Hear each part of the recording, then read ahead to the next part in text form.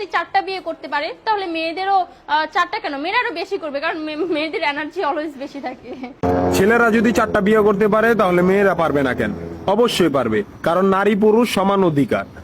আর যদি একটা কথাই চিন্তা করি তাহলে মেয়েদের চেন কোনো কাজে লাগে না, চেন খুলে মুতার অধিকার তো তাদেরও আছে।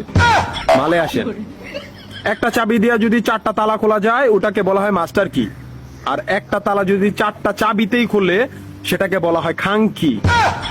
ধরেন আপনি 4টা ইঁদুর পালেন, আপনার কাছে গর্ত আছে একটা, বাহিরে অনেক বৃষ্টি, বুঝেনি তো ওয়েদার ডিমান্ড, এখন 4টা ইঁদুরের একসাথে গর্তে ঢুকতে হবে, তখন আপনি কি করবেন? ধরলাম উপরে নিচে মিলাই আরো 2টা আছে, হ্যাঁ, তাহলে 4 নাম্বার ইঁদুরটা কই যাবো? কানের ফুটা দা না নাকের ফুটা দিয়া? হ্যাঁ, তার মধ্যে মাসের মধ্যে 7 দিন থাকে লকডাউন। আমি মানি, আমি না শুধু সবাই মানে মেয়েদের অনেক পাওয়ার, মেয়েদের অনেক এনার্জি। তাহলে দেশের মধ্যে ঘন ঘন লোডশেডিং হয় কেন? আমার মাথায় কোনোভাবেই ঢোকে না। একটা ছেলে যদি 4টা বিয়ে করে, 4টা ঘরে যদি 10টা সন্তান থাকে, তারপরে বাপের নামে একটাই থাকবো।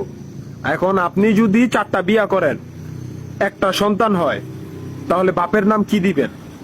সলিমুদ্দিন, কলিমুদ্দিন, আনোয়ার, মনোয়ার, নাকি গড়ে মিলাইয়া জানোয়ার? আপনি কি নারী না ঢাকা শহরের লোকাল গাড়ি?